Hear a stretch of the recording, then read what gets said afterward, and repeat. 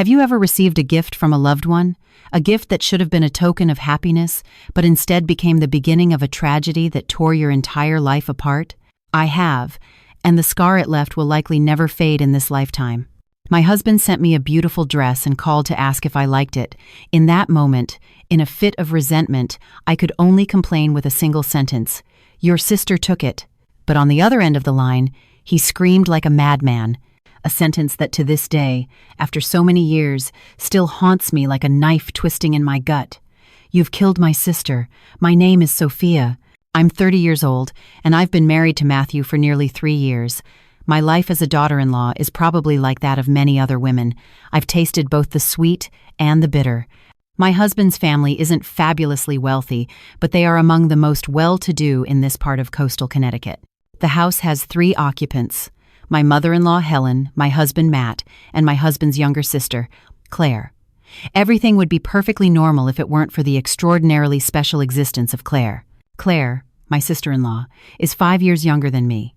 She possesses a fragile, smoke-like beauty, pale skin, long hair, and eyes that always seem to be on the verge of tears. But that fragility isn't just external, it's physical as well.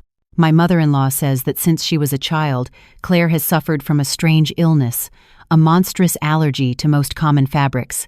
If just one foreign fiber touches her skin, the girl can break out in rashes, have trouble breathing, and even suffer seizures. Because of this, the entire family protects her as if she were a porcelain treasure, easily shattered. Everything in the house, from her clothes to her bedsheets, must be custom ordered from a special type of silk, incredibly expensive and hard to find. My life in that house, to be fair, has been a succession of days filled with patience and restraint. My mother-in-law, Helen, is a sharp, authoritarian woman. She loves her daughter to the point of blindness. All the best things in the house are for Claire. As for me, a newly arrived daughter-in-law, in her eyes I seem to be just a stranger, someone who has come to serve this family. The food I cook is never to her taste. The house I clean is never clean enough for her. Even the way I breathe seems to displease her. "Sophia, walk more slowly. You'll startle Claire." "Sophia, speak more softly. Claire is resting." Those phrases became the familiar refrain of my life.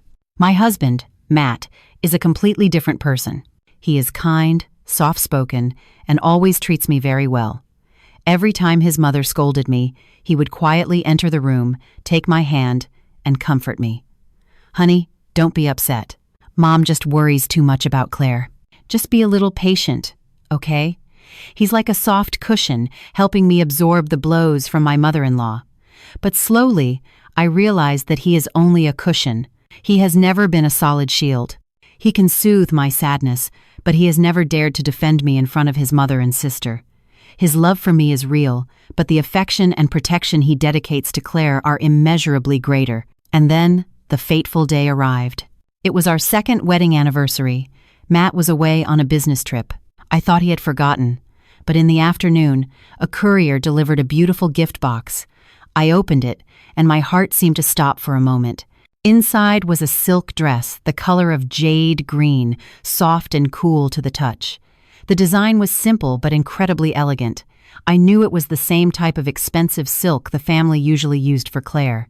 It was the first time since we'd been married that Matt had given me such a valuable and refined gift. I hugged the dress to my chest, feeling a wave of happiness wash over me. Maybe he still remembered, maybe I still held an important place in his heart. I took the dress to my room and happily tried it on in front of the mirror. The dress seemed tailor-made for me. It perfectly enhanced my skin and figure. I thought that for once, I could wear it out with him to somewhere romantic. But I was wrong. Just as I was leaving my room, Claire was coming down the stairs. She saw the dress I was wearing, and her eyes glinted in a strange way. She didn't say anything, just walked over and, with her thin, trembling hand, lightly brushed the fabric of the dress. At that exact moment, my mother-in-law came out of the kitchen, saw the scene, and her face immediately darkened. She rushed over, pushed Claire's hand away, and turned to me with a sharp voice. "Sophia, who gave you permission to wear that dress? Can't you see Claire likes it? Why don't you have a little more consideration?" I was frozen, unable to explain, as she snatched the dress from my hands and placed it in Claire's arms. "Here, my dear, if you like it, put it on. Your sister-in-law has plenty of nice clothes. She won't miss this one. I stood petrified in the middle of the living room, as if a bucket of ice water had been thrown over me. The dress was a gift from my husband, my anniversary gift, but in my mother-in-law's eyes, it was just something she could take from me at will to please her daughter. Claire clutched the dress with an expression of faint remorse, but then she turned silently and went up to her room, leaving me alone with a lump of humiliation in my throat. That night, I couldn't eat a single bite at dinner. I sat alone in my room, staring at the empty box, and tears began to well up. Just then, the phone rang. It was Matt. His voice on the other end of the line was unusually warm and tender. "Hello, my love. Did you get my gift?" Hearing his voice, all the frustration pent up inside me overflowed. I tried to hold back my sobs and answered in a whisper, "Yes, I got it. It's beautiful, but I don't think it was meant for me." Matt asked, surprised. "Why do you say that? Don't you like it?" Without thinking, I complained exactly how I felt, a complaint tinged with a wife's pique. "Your sister saw it and took it from me. Mom told me to give it to her too. How could I say no?" I thought he would comfort me as he always did, say sweet things to calm me down. But no. A silence of several seconds on the other end of the line made me uneasy. Suddenly, he screamed. A crazed, furious, panic-filled scream. His voice was no longer that of the kind husband I knew. It transformed into the roar of a wounded beast. "What did you say? She took it? You've killed her. You've killed my sister." That scream was like a lightning bolt that split me in two. I was stunned. My ears were ringing. The phone slipped from my hands and hit the floor with a thud. My entire world crumbled in that instant. Killed. What had I done? Just because of a dress. Why would he say such terrible words? What was the secret behind that dress? Behind his family? Matt's scream through the phone wasn't just a sound. It was a tangible object, an invisible hammer that struck my mind with brute force. I lost my balance. My body swayed, and my head spun in a nameless chaos. Killed. Who had I killed? Over a dress, I had become a murderer, according to my own husband. I hadn't even had time to recover, to pick up the phone lying inert on the cold floor, when from the main entrance, the screech of brakes tore through the silent night. The iron gate was pushed open with brutal violence, creating a terrifying crash. Then, the sound of footsteps, not someone walking quickly, but someone running desperately. The pounding of shoes on the patio tiles sounded like war drums. Before I could understand what was happening, a figure burst into the house like a whirlwind. It was Matt, but not the Matt I knew. His hair was disheveled, his work shirt rumpled, and his eyes, my God, his eyes were bloodshot, crisscrossed with red veins like a crazed wild animal. He didn't look at me, even though I was standing right in front of him. His gaze swept the living room, and then he lunged up the stairs toward Claire's room. He shoved me aside, a heedless push that made me stagger and nearly fall. Horrified, I followed him up, my steps feeling like lead. From Claire's room, the desperate wails of my mother-in-law were already audible. "Claire, my baby, what's wrong with you? Wake up, please." When I reached the doorway, a gruesome scene froze me to the spot. Claire, my fragile sister-in-law, was curled up on the floor, convulsing.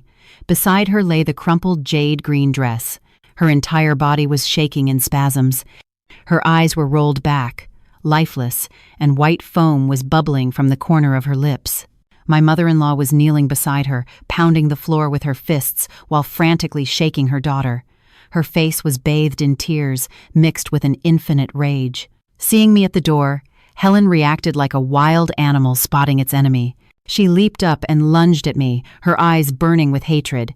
You witch! You did this to my daughter! You came to this house to kill her, didn't you?" she screamed, raising her hand to slap me, but Matt stopped her just in time. He didn't stop her to protect me, but to restrain his mother. "Mom, calm down. We have to call an ambulance. We need to get her to the hospital now." I stood there, my feet rooted to the floor. My mind was a blank, unable to think. What the hell was happening? Why was Claire like this? The dress. Yes, it was all because of the dress. But a dress can't cause harm. It's not poison or a dagger. What did I do wrong? I only received a gift. A gift my own husband had sent me. Amid the chaos, Matt lifted Claire into his arms. The girl was still convulsing, her body limp in her brother's arms. Helen ran after them, relentlessly cursing me with the most venomous words. "Snake! Viper! Get out of my house! Cursed be the day you set foot in here!"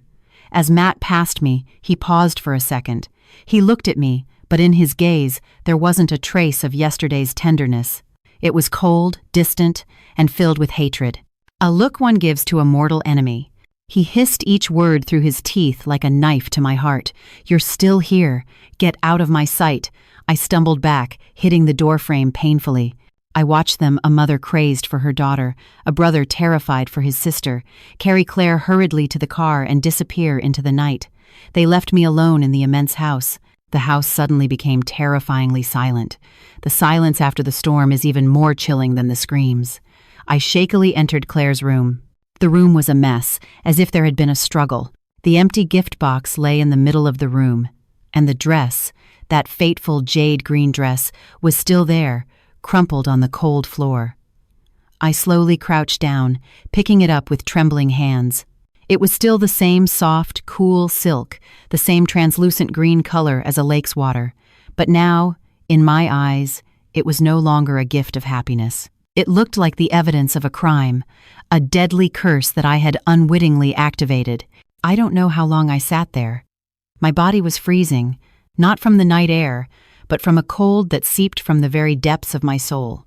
My own husband, the person I loved and trusted most, had accused me of being a murderer. My mother-in-law had cursed and expelled me, and all of this had happened in less than an hour. What have I done? I asked myself hundreds, thousands of times, but I couldn't find an answer. That night, I didn't sleep. I sat in the dark living room, staring out at the empty driveway. I waited. I waited for a call. I waited for Matt to come back and tell me it was all a misunderstanding. But there was nothing. Only the dense darkness and an invisible fear that enveloped me. I knew that from the moment Matt screamed that sentence over the phone, my life had changed forever. My marriage, which I thought was peaceful, concealed a terrible secret, a secret in which, whether I liked it or not, I was now involved. I had to find out the truth, not only to clear my name, but also to understand why the husband I loved so much could look at me with the eyes of a mortal enemy. Around dawn, I drifted off on the cold sofa. My body was curled up from exhaustion, but even that fitful sleep was filled with nightmares. I saw Matt and my mother-in-law standing before me, their eyes blazing, endlessly repeating, "You've killed her." I woke with a start, drenched in sweat. Dawn was breaking through the window, but for me, the night seemed to still shroud everything. Around 8 a.m., the sound of a car stopping outside the gate made my heart pound. I ran to the door with a glimmer of hope. Maybe nothing serious had happened to Claire. Maybe Matt had calmed down and would explain everything. But that hope vanished as soon as the car door opened. Only my mother-in-law and Matt got out. Their faces were haggard, their eyes sunken, and filled with hatred when they saw me. Helen walked past me like a shadow without a word and went straight into the house. Matt, however, stopped in front of me. The distance was barely an arm's length, but I felt an abyss separating us. With a trembling, dry voice after a sleepless night, I asked, "Claire, how is Claire?" He looked at me, a strangely terrifying gaze. His chapped lips moved, releasing a sentence as cold as ice. "She's not dead, but she might as well be." With that, he too sidestepped me and went inside. I felt as if someone were squeezing my heart. His words weren't just news, they were a condemnation, an affirmation that this entire tragedy was my fault. From that day on, my life in that house officially became a living hell. They brought Claire home after a day in the hospital, but she became terrifyingly silent. She didn't speak, didn't smile, just sat in a corner of her room, her gaze lost out the window. Occasionally, she would startle and tremble, as if seeing something horrific. My mother-in-law took over everything related to Claire. She wouldn't let me near the girl's room.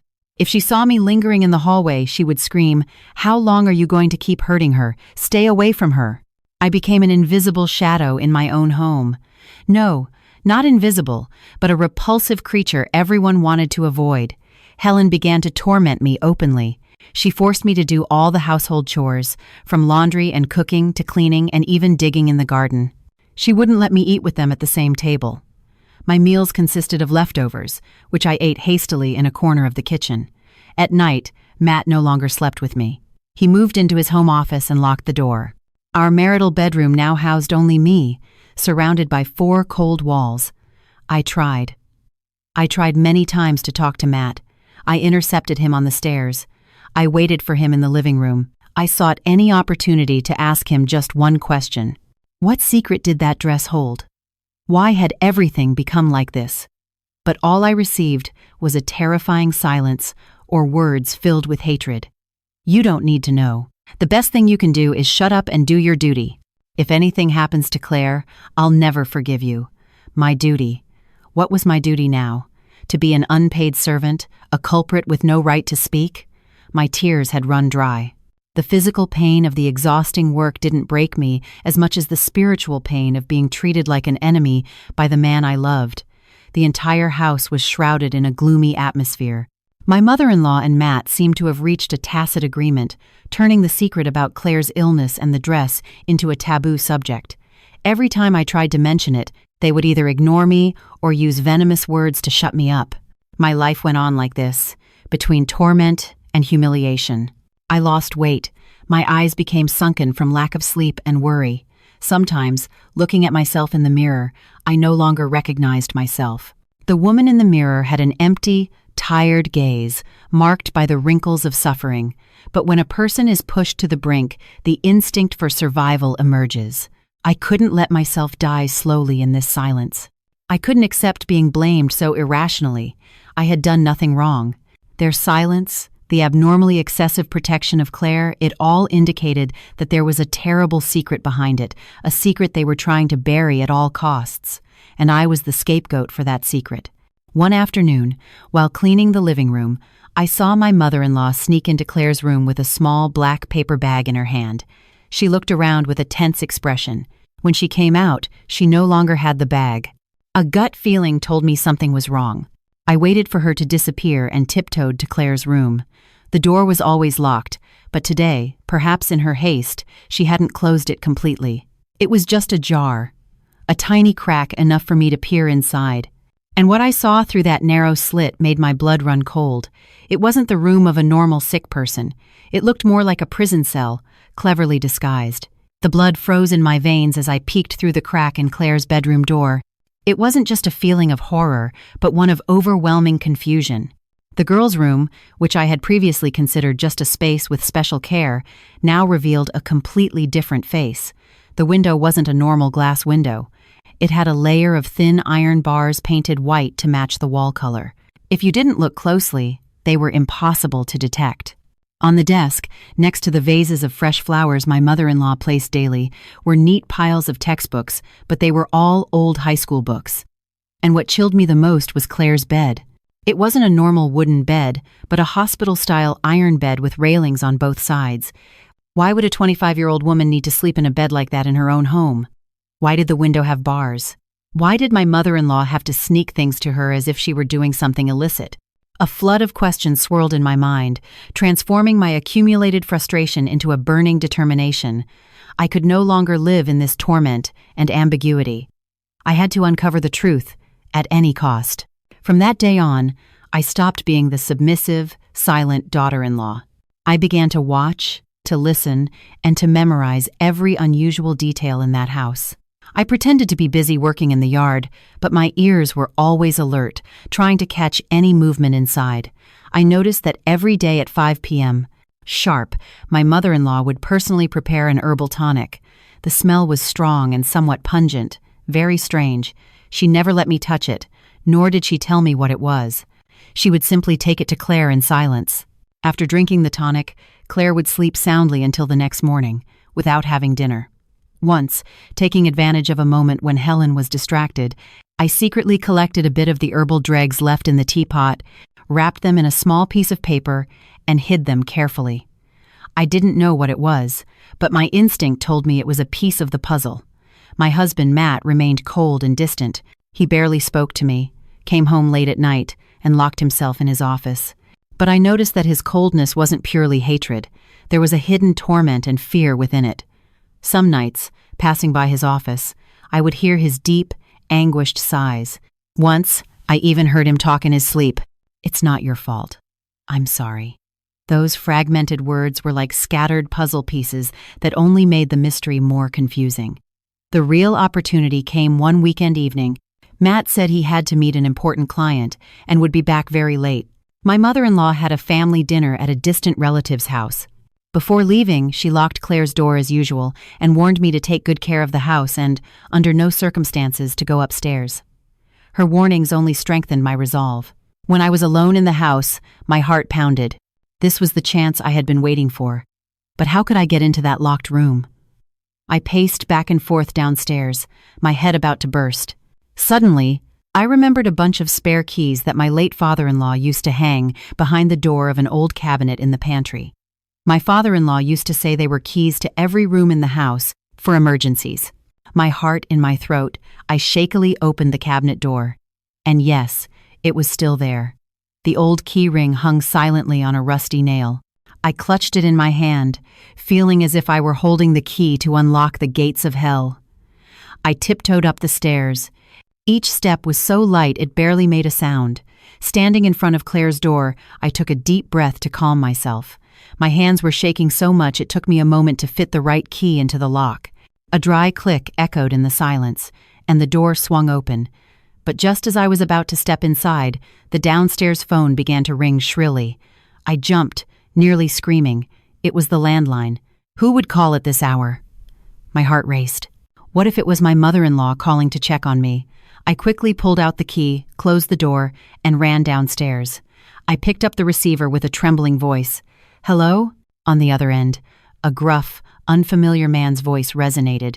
There was something in that voice, both familiar and strange, that chilled my blood. He didn't ask who I was, just said one sentence, a sentence full of insinuation and threat. "Don't try to find out what you shouldn't know. The punishment of the past is not something anyone can bear." With that, he hung up. I stood there paralyzed, the phone still pressed to my ear. The punishment of the past. What did those words have to do with this family's secret? Who was that man? Why did he know I was trying to uncover the truth? A whirlwind of questions assaulted me, and I realized that the secret I was trying to unearth was much deeper and more dangerous than I had ever imagined. The mysterious phone call ended, but the unknown man's words still echoed in my ears, cold and threatening, the punishment of the past. That phrase was like a warning, an invisible wall blocking my path, but strangely, it didn't make me back down. On the contrary, it ignited a curiosity more intense than ever. Clearly, someone outside this family also knew the secret and didn't want me meddling. That only proved this wasn't just a family tragedy. I stood motionless in the middle of the house for a long time, trying to calm my racing heart. The fear was still there, but the need to find the truth to save myself surpassed everything. I could no longer live like a puppet in this tragic play. I turned without hesitation and went back upstairs. This time, I no longer felt tremors, but a cold determination. I reinserted the old key into the lock. Claire's door opened again, and a gust of stale, humid air hit my face, very different from the gentle lavender scent my mother-in-law usually used in the room. The room was impeccably tidy, everything meticulously placed, without the slightest trace of a young woman's life. It looked more like a museum exhibit than a living space. My eyes scanned the room, the hospital-style iron bed, the white bars on the window, the stack of old textbooks. Everything exuded a strange abnormality. I began to search, as delicately and carefully as possible. I opened the closet. Inside were only a few silk pajamas and some loungewear. All in monotonous designs, colorless, not a single dress, nothing appropriate for a young woman in her prime. I checked the desk drawers. I only found a few pens and blank notebooks, not a single word written, no diaries, no letters, nothing that reflected Claire's personal life. It was as if an invisible hand had deliberately erased all traces of her existence, leaving only a perfect facade. I was about to give up in despair. Maybe they had hidden everything too well. I was about to leave before my mother-in-law returned. But as my gaze casually fell under the bed, I stopped. Under the iron bed, in the darkest corner, was something rectangular, covered in a thin layer of dust. My heart sped up. I knelt down and reached for it. My fingers touched a rough, cold wooden surface. It was an old wooden box, not very large, with some simple floral engravings worn down by time. The box had no lock, just a small, tarnished brass latch. Holding my breath, I slowly pulled it into the light. My hands trembled as I opened the lid. Inside, there were no medicines or precious jewels. It was filled with a jumble of objects, things that seemed insignificant. An old, tattered rag doll, a butterfly-shaped hair clip with a broken wing, several yellowed photographs of an unknown girl with a radiant smile, and underneath it all, what shocked me the most was a bundle of old newspaper clippings. Carefully cut and arranged, the pages were yellowed with age, but the large, bold headlines were still clearly legible. I shakily picked up a clipping. The headline hit me like a blow. Tragic traffic accident on Merritt Parkway. Yale student dies at the scene. I quickly read the lines below. The article described an accident that occurred on a rainy afternoon nearly 10 years ago. A car lost control and hit a young woman riding a bicycle on the shoulder. The victim was a sophomore in the School of Education at Yale University with a promising future. The article didn't specify the driver's identity, only stating that the case was still under investigation. My throat went dry. I moved on to the other clippings. They all reported on the same accident, cut from different newspapers. One even published a blurry photo of the accident scene, a twisted bicycle, a dark stain spreading on the wet asphalt. I shivered. A chill ran down my spine. Why were clippings about a tragic accident from 10 years ago kept so carefully in Claire's room? Was the girl in the yellowed photos the unfortunate victim? My mind spun with endless theories. What was the connection between this accident and my husband's family's secret? Why was Claire keeping these things? Was this the cause of her strange illness? Was the punishment of the past the mysterious man referred to precisely this accident? I quickly photographed all the clippings with my phone. I didn't dare take them, fearing I'd be discovered. I carefully put everything back in its place, erasing any trace of my presence. Just as I was closing Claire's door, I heard the familiar sound of my mother-in-law's car in the driveway. My heart leaped into my throat. She was back earlier than expected. I ran downstairs, went into the kitchen, and pretended to be cleaning. I had nearly been caught red-handed, and I knew that if they found me, the consequences would be unimaginable. My mother-in-law entered the house.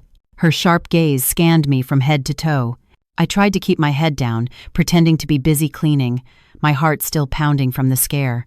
Luckily, she didn't notice anything unusual.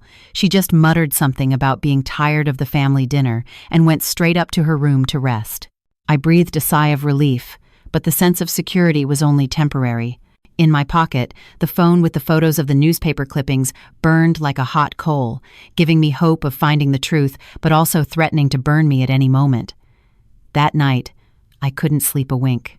I locked myself in my room, reviewing the photos over and over, the radiant face of the girl in the yellowed pictures, the tragic headlines about the accident, it all replayed in my mind. I was sure this was the key to deciphering all the tragedies happening in this house. But what should I do? Confront my mother-in-law with this? She would surely deny everything and even accuse me of making it up. Finally, I decided the only person I could talk to at this moment was Matt. Although he had treated me cruelly, although he had sided with his family, I still saw a torment in the depths of his eyes. He wasn't completely heartless. He was my husband, and he owed me an explanation. I waited 2 days until the opportunity arose. My mother-in-law said she had to go to her parents' hometown for a few days to sort out some family matters. Only Matt, Claire locked silently in her room, and I were left in the house. That night, after a dinner for two in suffocating silence, I saw Matt preparing to lock himself in his office again. I took a deep breath, gathered all my courage, and stood in front of him. "Matt, I need to talk to you. Just this once. I'm begging you, don't run away anymore." Matt looked up, a tired and somewhat irritated expression on his face. "What is it now? I've already told you there's nothing to talk about."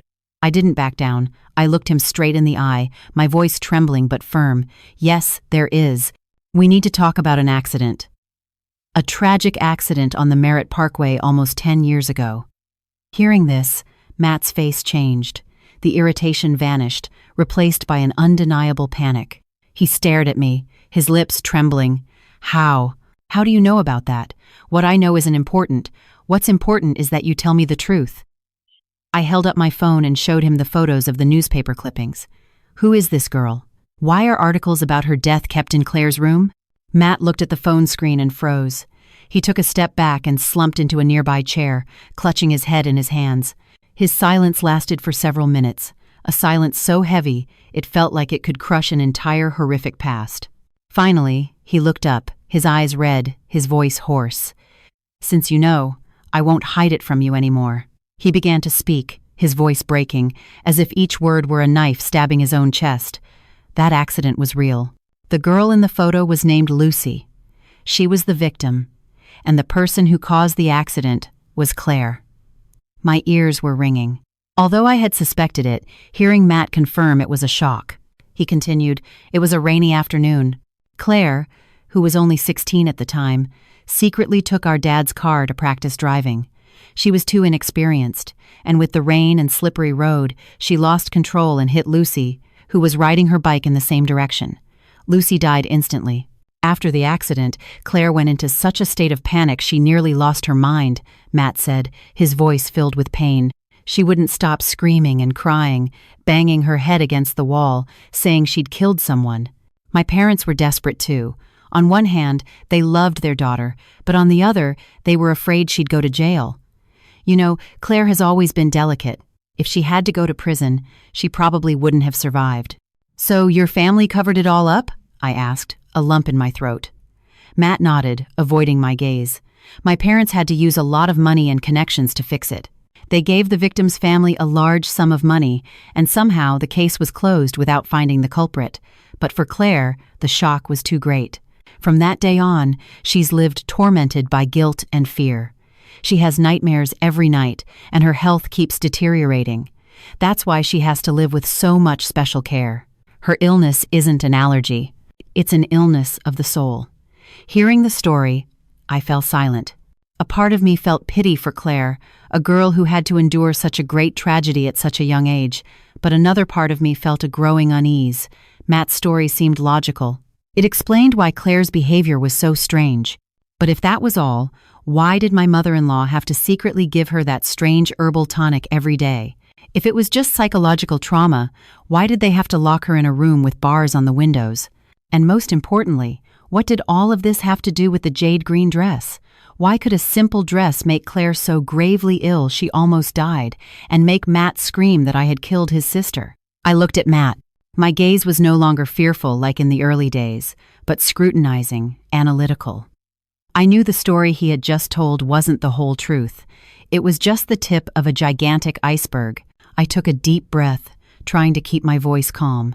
And what about the dress? What about that jade green dress? Why could it put Claire in that state?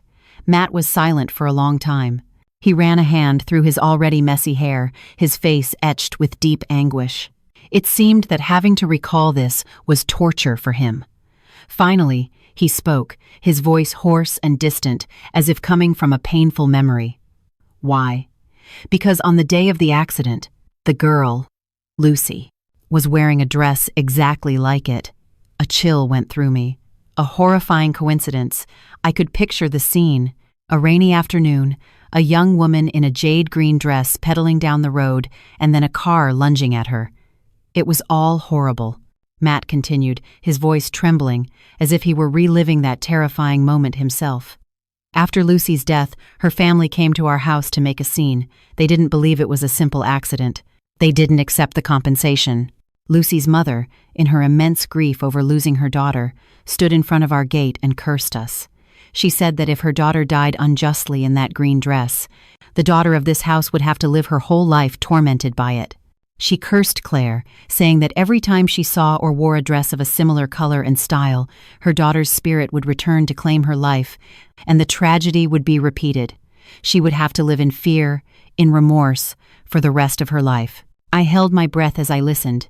A curse uttered from the mouth of a mother who had lost her child. It sounded irrational, superstitious, but for Claire in that moment, a terrified, guilt-ridden girl, it was no different from a death sentence suspended over her head. At first, my parents didn't believe it either, Matt sighed.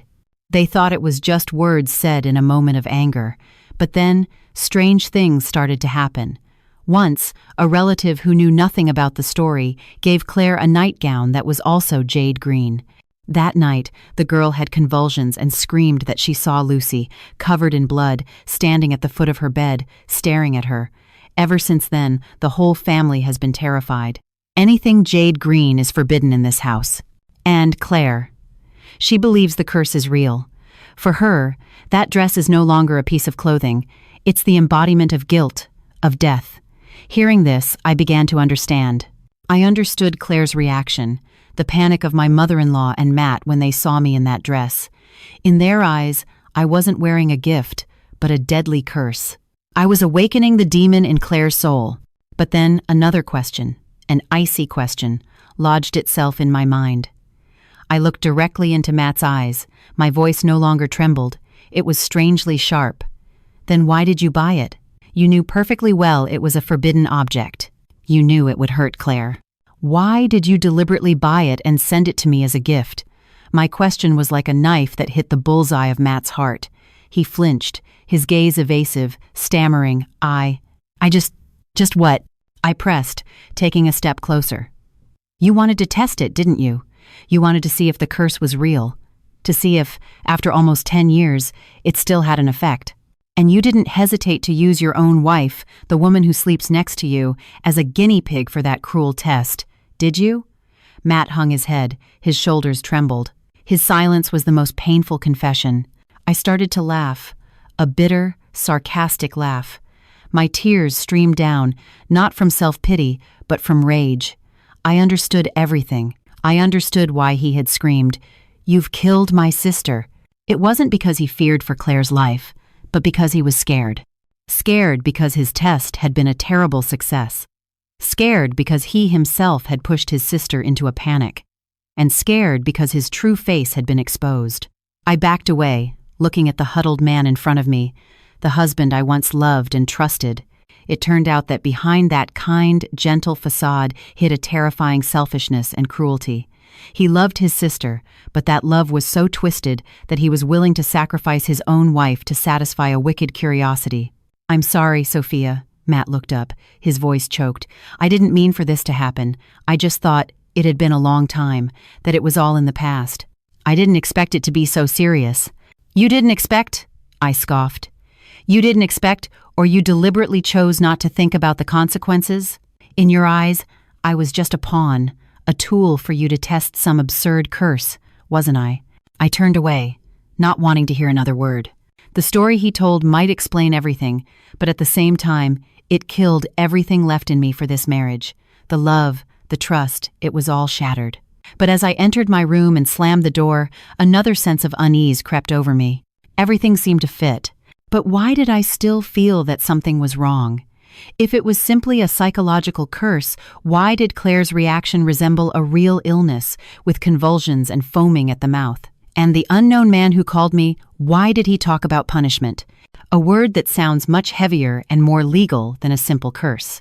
Was it possible that the story Matt had just told was still not the whole truth? The bedroom door closed behind me, but it couldn't shut out Matt's words, which continued to drill into my mind, as cruel as they were absurd. I collapsed onto the edge of the bed, trembling from head to toe, as tears streamed down my cheeks. But this time, they weren't tears of frustration or self-pity, but of a complete breakdown. The man to whom I had once given my heart, whom I had always trusted despite enduring so much bitterness from my mother-in-law, turned out to be capable of using me as a test subject for a wicked experiment. Love, now that I think about it, it seems ridiculous. In the days following that confrontation, Matt seemed to sink into his own torment. He was no longer brusque or coldly hateful. Instead, there was a heavy silence, a pathetic evasion. He didn't dare look me in the eye. Whenever we happened to cross paths, he would quickly look away. He started coming home later, and when he did, he would retreat to his office until the early hours of the morning. Perhaps he was running away, running from my gaze and from his own guilt. My mother-in-law, however, was not like that. After Matt confessed everything, she no longer had a reason to torment me openly, but her hatred for me transformed into something different, more subtle and persistent. She no longer shouted at me, but every word she spoke was laced with venom. "This is what being a daughter-in-law is like. You make a big deal out of a small thing and don't let the family have any peace. This house is cursed. The daughter is sick, and the daughter-in-law only knows how to cause trouble. She would say these things deliberately when I was nearby, like invisible needles pricking my still open wound. But I no longer cried. The immense pain had hardened my heart. Instead, in the silence and solitude, my mind became strangely clear and lucid. I began to connect all the dots, to analyze every word, every detail of the story Matt had told. And the more I thought, the more cracks and unexplained contradictions I found. First, Claire's reaction. Matt said it was due to the psychological trauma of the curse. I could understand the fear, the screams, even the hallucinations, but the convulsions and foaming at the mouth? Those are symptoms of a physical illness. They can't be purely a product of psychology. They more closely resemble a bodily reaction to a toxin or a triggered epileptic seizure. Could it be that Claire's illness wasn't just trauma, but something more tangible? Second, the strange herbal tonic my mother-in-law prepared for Claire every day. If it was just a sedative to help her sleep, why did she have to do it so secretively and carefully? Why did she never tell me what it was? I remembered the pungent smell of the brew. It didn't smell like any calming tea I knew.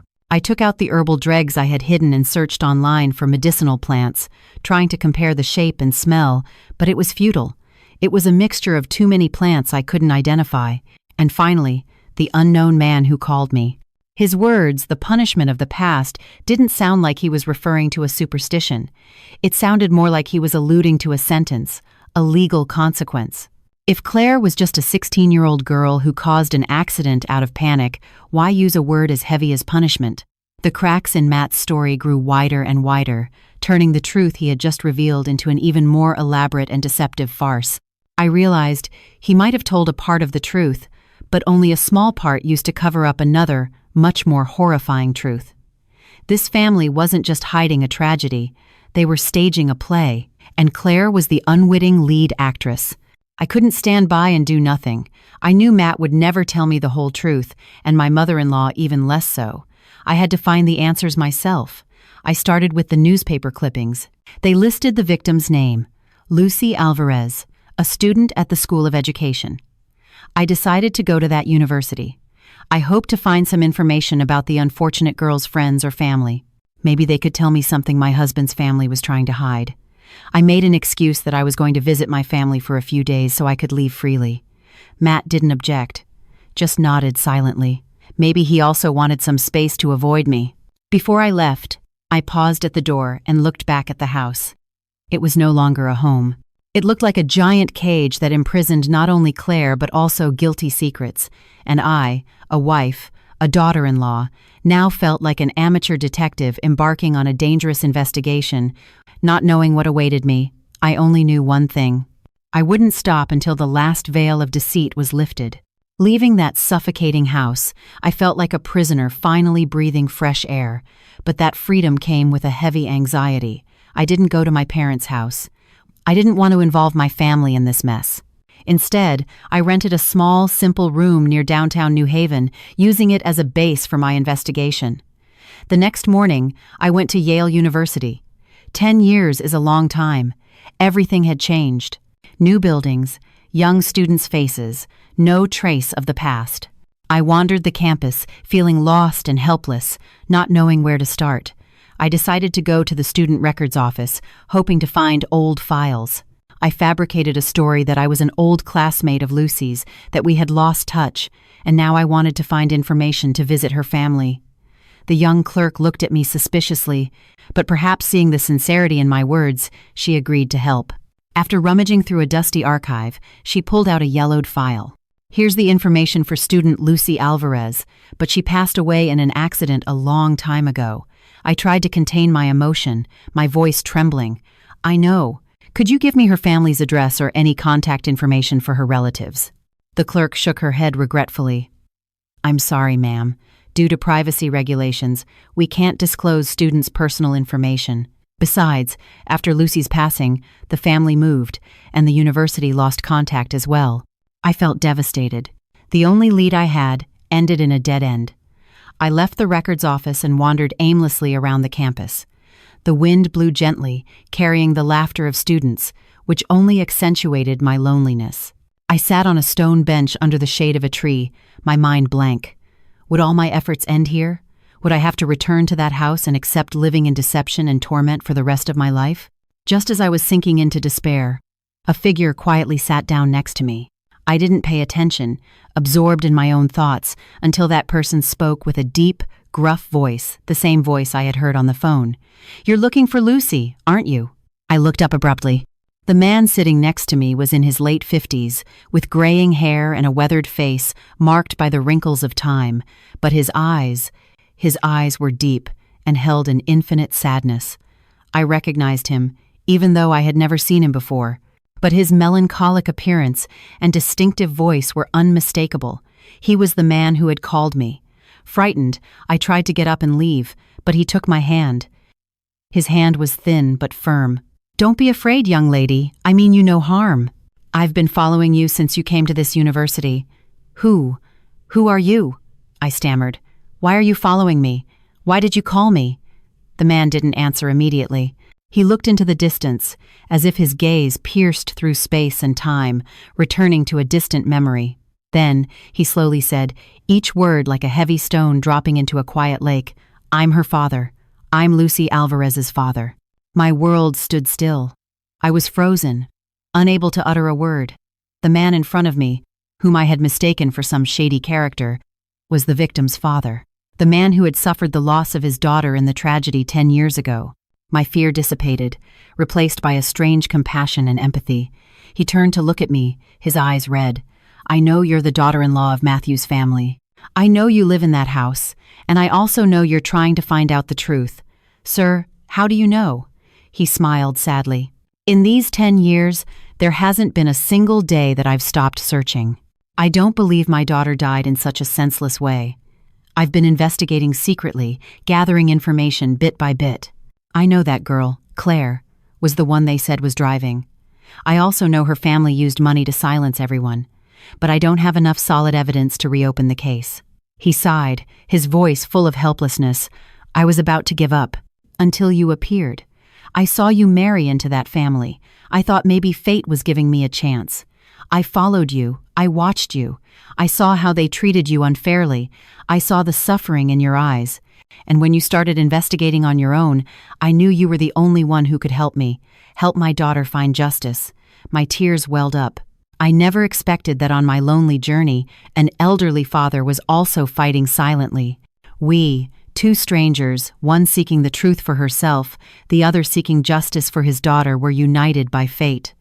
"The call that day," he continued, "I made it on purpose to warn you and also to test you. I wanted to see if you had the courage to keep going, and you haven't disappointed me." I wiped my tears and looked him straight in the eye. My voice no longer trembled. "Sir, I don't know what I can do, but I promise you, I won't give up. I'll do it not just for me, but for Lucy and for you." The old man nodded, his lips trembling. He squeezed my hand tightly. "Thank you, my dear, but you have to be very careful. That family is not as simple as you think. The truth you're looking for is much more horrifying than a simple traffic accident." His last sentence once again planted a vague unease in my heart. More than an accident. What else was hidden behind Lucy's death? I sat silently next to Mr. Alvarez Anthony, Lucy's father, trying to process the information I had just received. The campus wind continued to blow, rustling the leaves in the trees, but in my ears only the echo of his words resonated. The truth is much more horrifying than a simple traffic accident. My heart clenched. A bad feeling seized every cell in my body. I looked into the old father's sunken, grief-stricken eyes and asked in a trembling voice, "What do you mean by that?" It wasn't that Claire caused the accident accidentally?" Mr. Alvarez shook his head vehemently. His chapped lips moved as if he were carefully choosing each word to reveal a truth that had been buried for too long. "No, Sophia. My daughter did not die in a common accident. The story that Matthew told you is only half a lie." I held my breath. My entire body tensed like a violin string. Mr.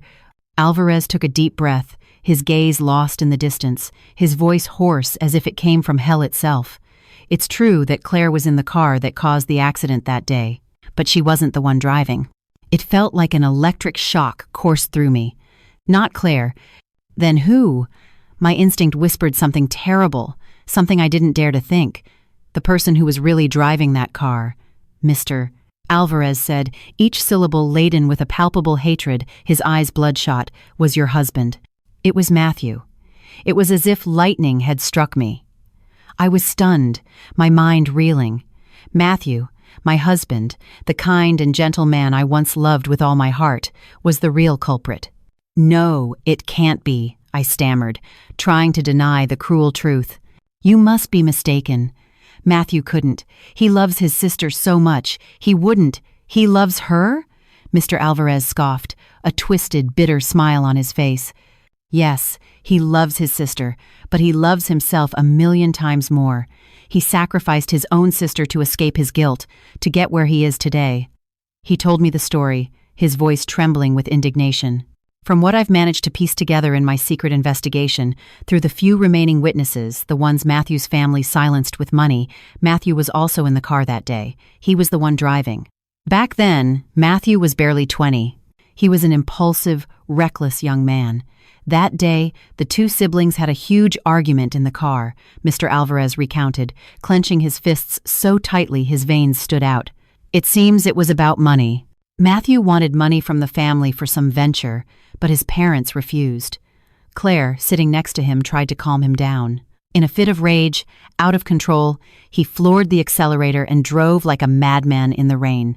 And then the tragedy happened. After causing the accident and seeing my daughter lying motionless in a pool of blood, Matthew panicked. He knew that if the truth came out, his future, his career, would be ruined. And in that cruel moment, he made a decision even more wicked than the accident itself. He pinned all the blame on his 16-year-old sister. I covered my mouth, unable to believe what I was hearing. A lump formed in my throat, and I felt nauseous. The husband I thought was kind turned out to be a coward, a demon disguised as a man. He had turned his sister into a shield, into a psychiatric patient, to hide his own crime. Matthew's family, especially your mother-in-law, Mr. Alvarez continued, were complicit with their son. They staged a perfect farce. They told everyone, and Claire herself, that she was the one driving. The shock and the false sense of guilt, combined with the high doses of tranquilizers your mother-in-law fed her daily, slowly destroyed the girl's mind. They turned a healthy girl into a genuine patient, a living doll, mired in fear and trauma, just to protect their precious son. Now I understood everything. I understood why the window in Claire's room had bars, why she had to sleep in a hospital bed. It wasn't to protect her, but to imprison her, to prevent her from having contact with the outside world, to ensure the secret would never get out. I understood why my mother-in-law had to prepare that tonic in secret. It was a poison that killed Claire's mind and memories, and Matthew's scream, "You've killed my sister," on that fateful night, now had a completely different, a repulsive and false meaning. He wasn't afraid for Claire's life. He was afraid that the dress, the trigger for her trauma, would make Claire remember something. Afraid that the farce his family had built for 10 years would collapse because of a stupid gift he himself had brought. I lowered my head. Tears fell onto the cold ground. I wasn't just crying for Lucy, the girl who had died unjustly. I wasn't just crying for myself, a deceived wife. I was also crying for Claire, a victim, a soul imprisoned and destroyed by her own loved ones. I looked up at Mr. Alvarez. My voice no longer trembled, but was filled with a steely anger and determination. "Sir, we have to save Claire. We have to bring this truth to light." Mr. Alvarez's words were like a flood that washed away everything I had known, everything I had believed about my husband's family. The truth wasn't just horrifying, it was so repulsive and inhuman that no words could fully describe it. I sat paralyzed on the stone bench. The campus wind continued to blow, but I no longer felt anything. In my head was only the image of Matthew, my kind husband, with another face, the face of a cold-blooded killer, and the image of Claire, not as a sick sister-in-law, but as a victim imprisoned in her own family's tragedy. Mr. Alvarez looked at me with compassionate eyes. "I know this is a huge shock for you, but you have to be strong, Sophia. You're the only person in that house who can get close to Claire, who can save her." I took a deep breath, trying to suppress the nausea rising in my throat. But how can I save her?" I asked helplessly. Claire doesn't even know she's being harmed. For 10 years, she's lived believing she was the killer. They've poisoned her mind. How can I make her believe the truth? That's the key, he said, the cruelest part of Matthew's family's plan. They not only blamed Claire, but they turned her into a real psychiatric patient by constantly instilling in her the idea that she was guilty, that she was traumatized. Along with the effects of the high-potency tranquilizers, disguised as herbal tonics, they managed to break her will and erase her memories. Claire can no longer distinguish between real and fake. She is completely dependent on the care and guidance of her mother and brother, the very people she believes love and protect her. The strange allergy to fabrics, I murmured, a painful truth suddenly illuminating my mind. It was also just a lie. Mr. Alvarez nodded. Exactly. It was the perfect excuse for them to completely control Claire's life. They created a trigger for her illness-common fabrics to justify her confinement. That way, they could prevent Claire from communicating with the outside world, prevent anyone from awakening her memories. The girl could only wear expensive silk clothes prepared by her own mother, eat what her mother cooked, and drink the medicine her mother prepared. Everything began to fall into place like a completed puzzle. The pieces that had once seemed illogical now fit perfectly, creating a chilling conspiracy. And the dress, the jade green dress, now I understood its true purpose. Matthew didn't give it to me to foolishly test a curse as he had fabricated. It was a cruel and calculated psychological test. After nearly 10 years, perhaps Matthew and my mother-in-law wanted to check how deeply ingrained Claire's illness was. They wanted to see Claire's reaction to seeing another person, her sister-in-law, wearing the object of her trauma. They wanted to know if Claire would still react violently as before, or if time had faded that fear. If Claire didn't react, maybe they would slowly relax their control. But if Claire became ill, it would prove that their farce was still working and they would have to continue to imprison her in that invisible cage. And Matthew's scream, "You've killed my sister," that scream wasn't out of panic for Claire's life. It was a scream of fear, fear that the puppet he had so carefully constructed for 10 years would react unexpectedly. He feared that Claire's convulsions were not from the trauma, but a sign that real memories were resurfacing, fighting to get out. He feared that his play was about to end. I shivered. The truth was even crueler than I could have imagined. Matthew wasn't just a coward. He was a director, a cold-blooded psychological manipulator. He had turned his own sister into a lab rat in his family's sick experiment. I looked at Mr. Alvarez. My voice trembled with indignation. "The medicine my mother-in-law gives Claire." "What is it, sir?" Mr. Alvarez sighed. "I'm not entirely sure, but from what I've been able to find out, it could be a type of antipsychotic, or worse, a drug that causes memory loss with long-term use. It keeps her in a drowsy, confused state, unable to think clearly. It's the main tool they use to control her. The herbal dregs I had hidden. I suddenly remembered that was the only physical evidence I had. "Sir," I said, a plan beginning to form in my mind. "I have to go back to that house. I can't abandon Claire. I have to find a way to get a sample of that medicine and have it analyzed. And I have to find a way to talk to Claire." Mr. Alvarez looked at me with concern. "It's very dangerous, Sophia. Now that they know you're suspicious, they won't let you act so easily." "I know," I nodded, an unprecedented determination in my eyes. "But if I don't do it, no one can save Claire. She's suffered too much. It's time she knew the truth." As painful as it would be, I knew my biggest challenge now was not confronting Matthew or my mother-in-law, but how to approach and awaken a soul that had been imprisoned in darkness for 10 years. A soul that didn't even know it was a prisoner. Returning to that house after talking with Mr. Alvarez felt like walking into the lion's den. Everything was the same false veneer of peace, but now, in my eyes, every corner, every object was stained with guilt. Matthew's gaze toward me was no longer just evasive, but also wary. My mother-in-law watched me even more closely, barely letting me out of her sight, as if she feared I would do something terrible. But the more alert they were, the more cunning I had to be. I knew I couldn't be rash. The first thing I had to do was get a sample of the medicine. I waited patiently. For several days, I pretended to have accepted my fate, reverting to the quiet, hard-working daughter-in-law. I stopped confronting them, stopped showing my frustration. My change in attitude seemed to slightly relax their vigilance. The opportunity came one afternoon. My mother-in-law had to go to the town hall for some business. She tasked me with looking after Claire, but she didn't forget to lock her bedroom door as usual. The moment I heard the sound of her car pulling away, I acted. I ran to the kitchen, where she used to prepare the tonic. Luckily, there was still a little of yesterday's concentrate left in the teapot. Carefully, using a small syringe I had prepared, I drew some up, put it in a clean glass vial, and hid it well. With the sample in my possession, my heart beat faster, but I knew this was only the first step. The biggest challenge lay ahead. How to talk to Claire? Her door was always locked. I couldn't use the old key ring again. They would have surely taken precautions. I paced the hallway, my nerves on edge. Suddenly, I remembered a detail. Claire's room and Matthew's office shared a small balcony, separated only by a low wall. If I could get into Matthew's office, I tiptoed down and tried the office doorknob. Locked. I was about to despair, but then my gaze landed on the small ventilation grate above the door. It had no bars. I looked around and saw a stool in a corner. A bold idea occurred to me. I knew it was incredibly risky, but I had no other choice. I placed the stool and shakily climbed up.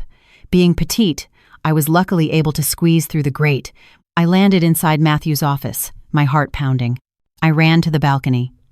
Just as I thought, I just had to climb over the low wall to get to the balcony of Claire's room. Claire's balcony door wasn't locked. I gently opened it and stepped inside. Claire was sitting on the bed with her back to me, her long hair falling over her thin shoulders. She was humming a familiar tune, a melody that was clear yet unsettling. I took a deep breath and called her softly. Claire. Claire jumped and spun around. Seeing me, her eyes widened in obvious panic. She shrank back, retreating to a corner of the bed, clutching her head. You! How did you get in here? Mom said no one could come in. I approached slowly, holding out my hands to show her I meant no harm. Claire, don't be afraid. I just want to talk to you. No, go away, Claire cried in a piteous voice. It's your fault. It's all your fault. You brought that dress. You called her. She's here. I see her. The girl began to tremble violently, her gaze fixed on an empty spot behind me. I knew her hallucination was back. My heart ached. I sat beside her, trying to keep my voice as gentle as possible. Claire, there's no one here. It's just you and me.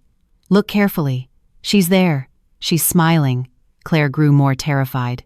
I knew if this continued, I couldn't tell her anything. I had to do something to pull her out of her hallucination.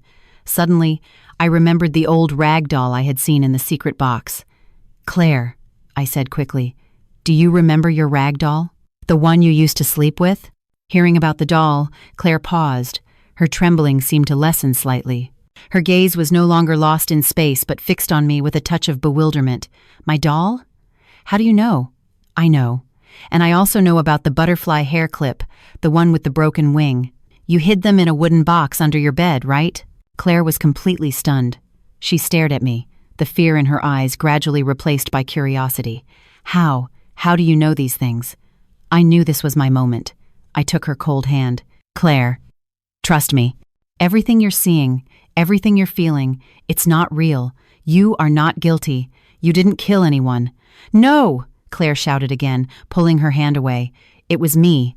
I drove the car. I killed her, Mom and Matt told me. They lied to you, I said loudly, firmly. They have been deceiving you for 10 years. The person driving that day was not you. Don't you remember, Claire? Try to remember who else was in the car that day.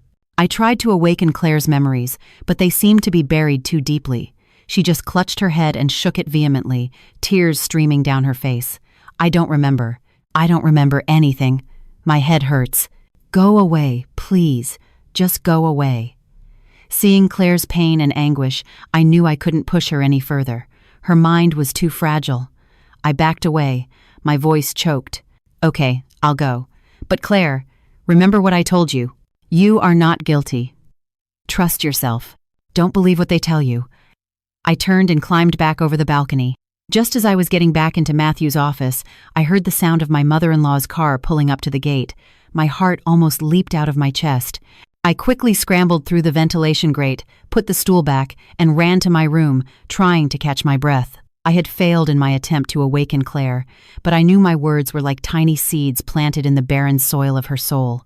They might not sprout immediately, but with a chance, with a strong enough push, they would break through. And I didn't know that chance would come in a way no one could have foreseen. The days following my secret meeting with Claire passed in a tense calm. I didn't dare do anything else for fear of alerting them. My mother-in-law didn't seem to discover I had snuck into the room, but she watched Claire even more closely. She barely left the house and was always by her side.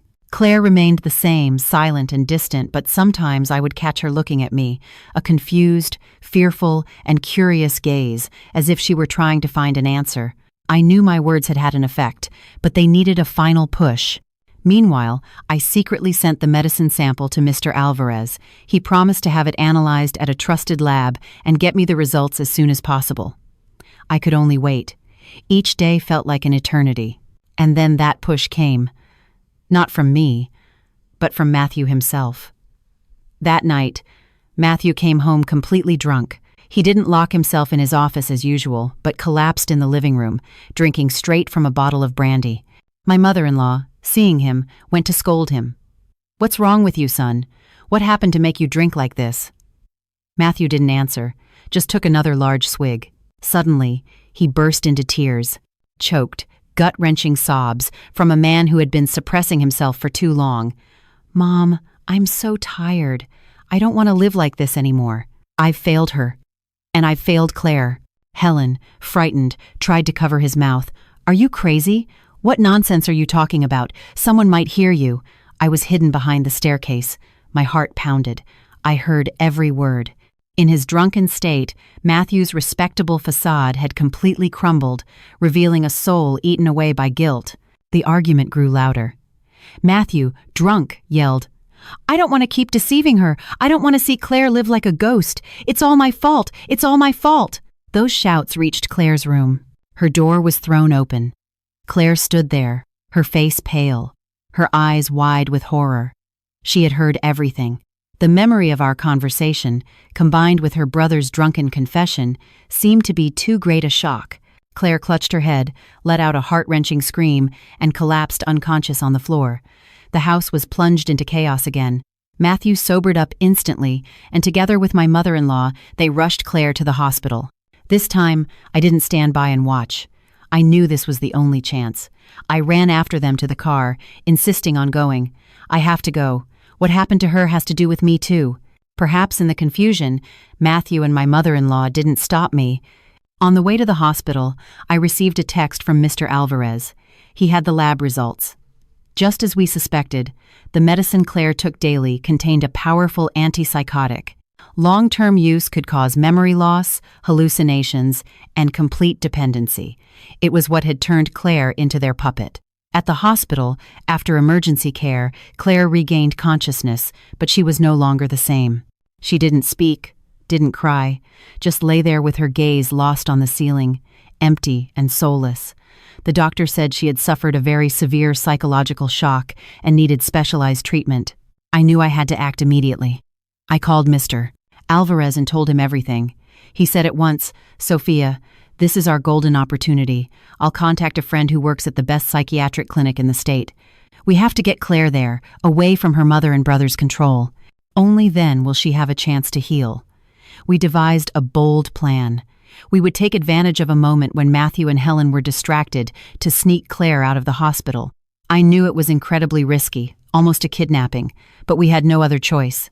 That night, I stayed at the hospital with Claire. Matthew and my mother-in-law had gone home to get more things. I sat by her bed, took her cold hand, and whispered, "Claire, it's me. Can you hear me? Trust me. I'm going to get you out of here. I'll help you get your life back." Claire didn't react. But I saw a single, clear tear roll slowly down her cheek. My heart ached. I knew that deep inside that soulless shell, Claire was still listening. She still longed to be free. The next morning, very early, when the hospital corridors were almost empty, Mr. Alvarez was waiting with a car at the back entrance. I led Claire, who was still in a state of confusion, out the emergency exit. Every step was heavy. My heart pounded. I kept looking back, fearing Matthew and my mother-in-law would appear at any moment. Just as we reached the back door, a familiar figure blocked our path. It was Matthew. My heart nearly leaped out of my chest. He had found us. It was over. Matthew looked at me, then at Claire leaning on my shoulder. His face was pale, full of torment. I held Claire tightly, bracing for a struggle. But no, Matthew didn't lunge at us. He stood there, looking at us for a long moment, and then said in a hoarse voice, "Take her. Take good care of her." I was stunned. I couldn't believe what I was hearing. He was letting us go. Matthew came closer and pressed a thick wallet into my hand. "Here's some money. Consider it a part of my redemption. Take Claire to the best place. Save her. I'm begging you." With that, he turned and walked away quickly, as if fleeing. His lonely, hunched back under the faint light of dawn. I stood there, my eyes filled with tears. I didn't know whether to be happy or sad. Matthew had finally made a choice, a late one, but perhaps the only right thing he could do at that moment. I helped Claire into the car. The car started, taking us far away from the city, far from the painful past, toward an uncertain future. I knew this escape was just the beginning. The road to healing for Claire, and for me, would be long and difficult. The car carried Claire and me far away, leaving behind the city filled with painful memories. I looked at Claire, still sitting silently, her gaze lost out the window, but her hand was clutching mine, a weak grip, but full of trust. Matthew's final act, as unexpected as it was bitter, had stirred a whirlwind of emotions in my heart. He had finally chosen the side of conscience, but could the wound he and his family had inflicted be healed with just a little money and a belated plea? We arrived at the psychiatric clinic recommended by Mr. Alvarez. It was a quiet, secluded place, nestled among green hills. The air was pure and serene, a stark contrast to the suffocating, oppressive atmosphere of Matthew's home. The doctors immediately admitted Claire.